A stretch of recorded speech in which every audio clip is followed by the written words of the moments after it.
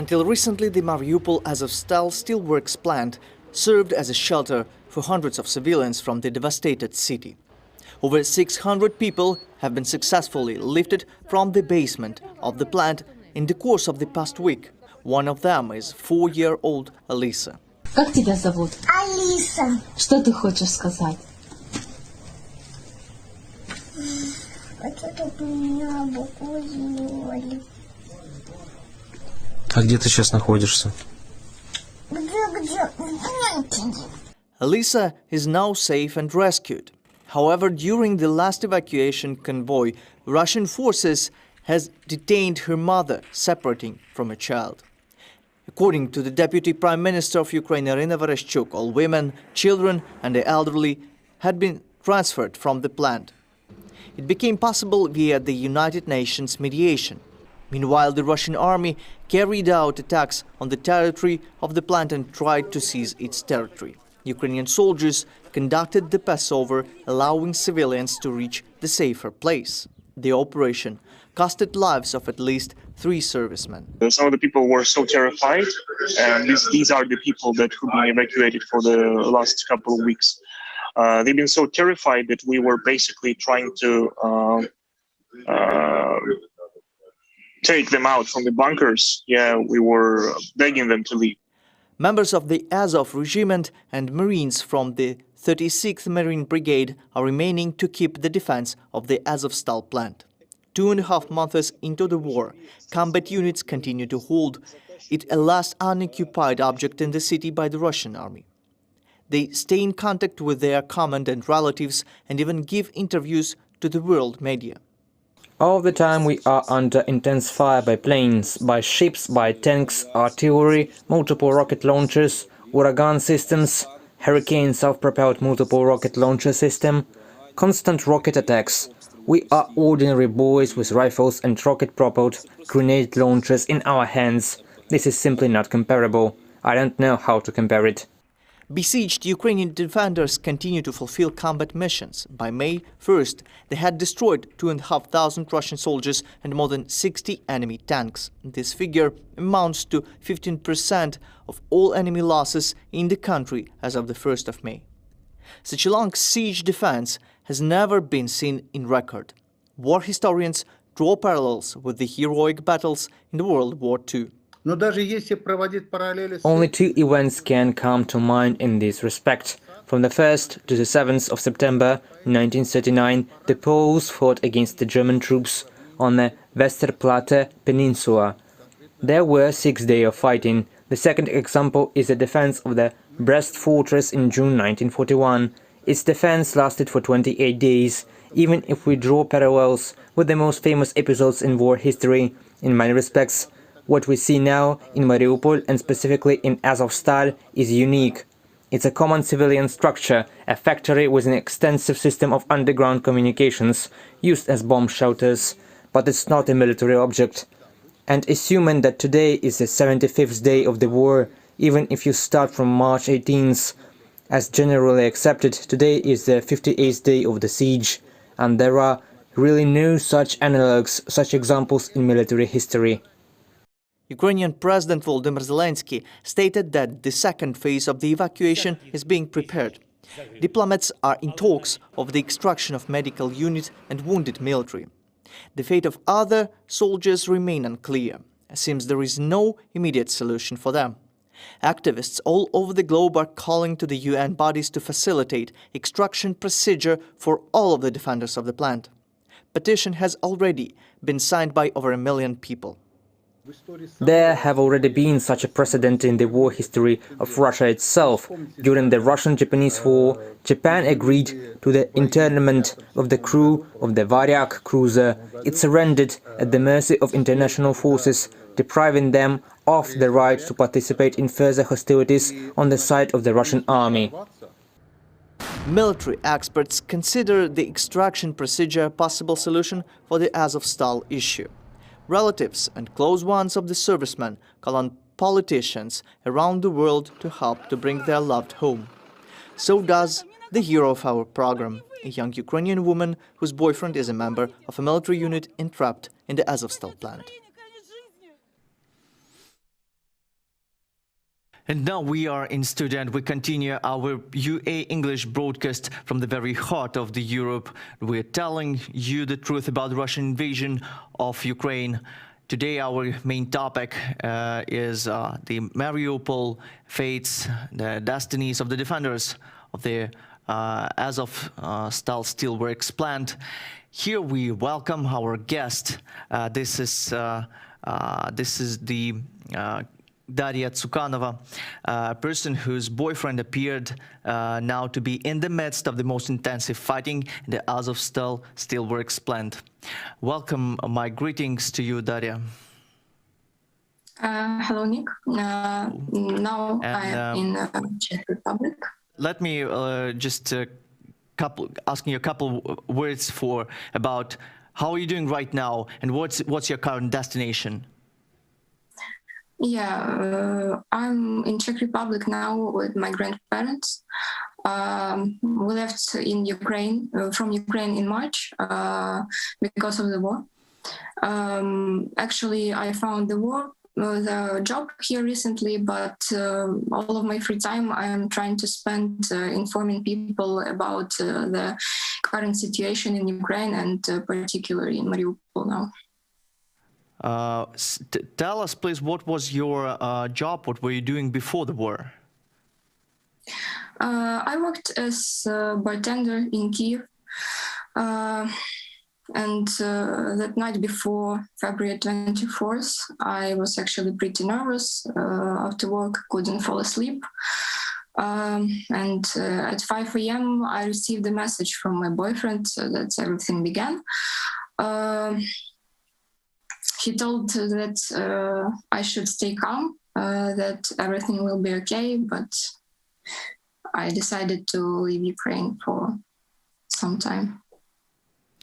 So now talking about your partner, your boyfriend, where is he now staying? He is currently in the Azovstal plant.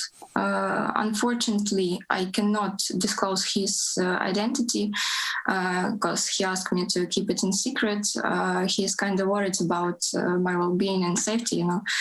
I even asked him if he is kind of ashamed of being with me, but he just told me that I shouldn't worry about things such as this one. So he is now in the Azovstal plant.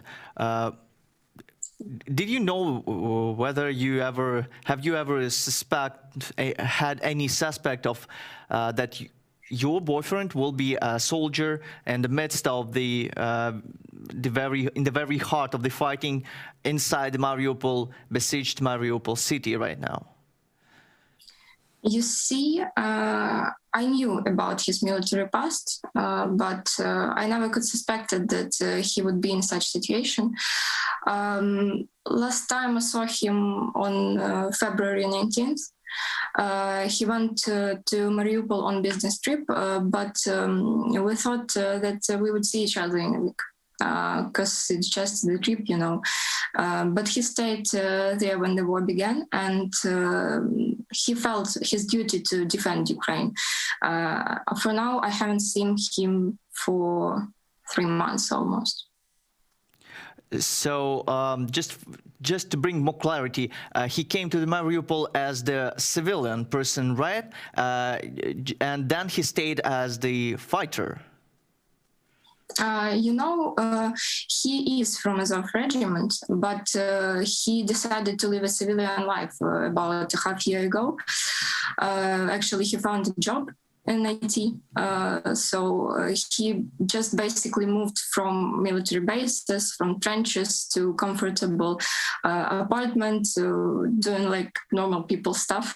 We went on dates and he did just quite well on his work. Yeah, we even planned on taking dance lessons, but he went to Mariupol and stayed there, fighting for freedom. So in the Mariupol Azovstal plant. And he probably had some military experience before, right? Yeah, sure, he did. But I learned him about being from Azov regiment only about half a year later after we actually met. I asked him about the image of Azov because, like a civil woman, I just heard that there are some serious military guys, and I never quite learned what actually is this regiment. Yeah, I was very surprised that he's from that regiment because, he's smart, he's funny, he's a very intelligent guy, and so his friends, they're like completely normal, regular people. And there is no such thing like Russia propaganda says, they're non-white people. That's not true. They are fighting for freedom of Ukraine, for its culture, for its language. However, lots of soldiers, they're talking Russian in everyday life, so they're basically fighting for Ukraine's sovereignty. Yeah. Do you have an occasion to talk to each other, and how often? We talk almost every day, but it's kind of more like check-up, not conversation. I ask him how is he. He answers me that he is alive, and that's it. It can repeat for like 5-7 days in a row. He never shows me anything from there. It's not like how was your day, honey, after work. It's like check-up, like I said.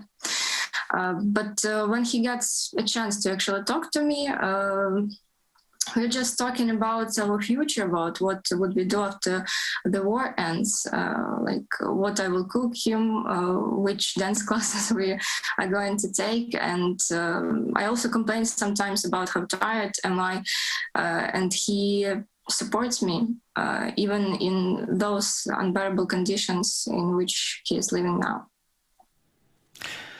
So, well, as soon as we know that your boyfriend, your loved person now is an Azovstal, what is the main call from the people inside there, and why is it important for them? For example, I mean, the one about the extraction of the soldiers from the steelworks plant, and why is it important personally for you? It's important because they're not machines. They are people, they are not resource. They have emotions and they have needs. I'm sure that all of them want to see their families, their loved ones, their children, their pets, and no one wants to die there,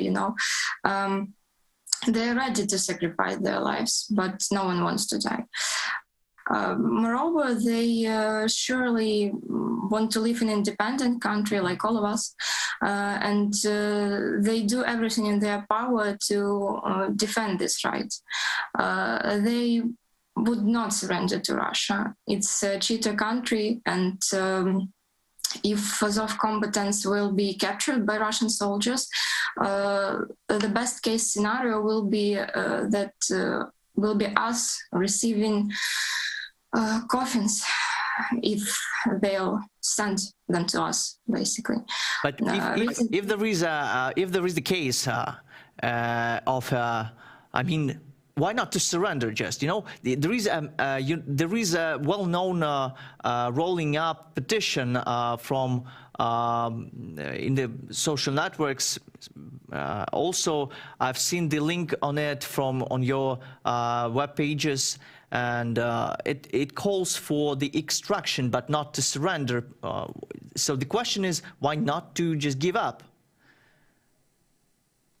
I see. So recently, one of the mothers of Azov combatants received the picture of her dead son body, who was firstly captured by Russians, demonstrated in Russian news as a captive, and they just killed that man after that. They constantly violate Geneva Conventions. our volunteers created the petition. It's true. It stays for the maritime evacuation of civilians and Ukrainian servicemen from Azovstal plants. We believe, I personally believe, that they deserve to live. They need to. They are living history. They are our heroes, and I personally want to hear all the experience from my boyfriend in person, looking him in the eye, and yeah, that's it. Well, that's quite an answer. Indeed, everybody wants to leave. Just nobody wants to die just for nothing.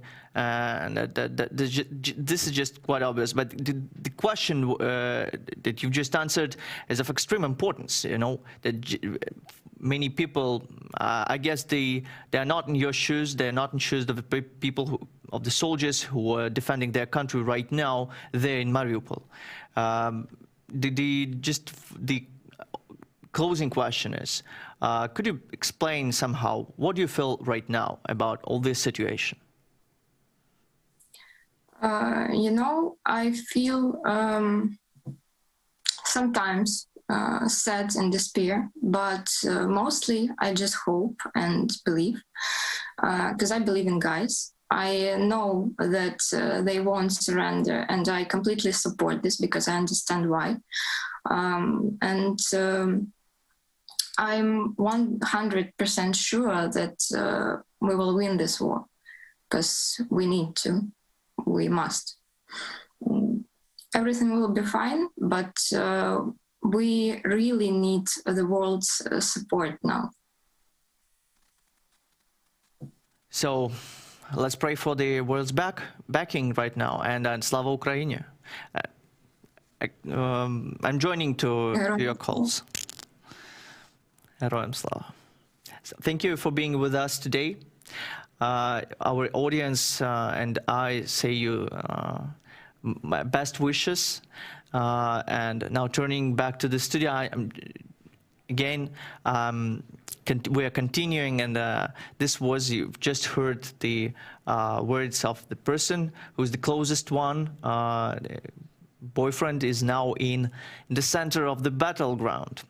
He is now besieged in the Mariupol Azovstal plant, and his relatives, his close ones, they pray for him to be escaped or extracted from this place. Thank you for being with us here, Nick Starkov in studio, UATV English broadcast. See you next time.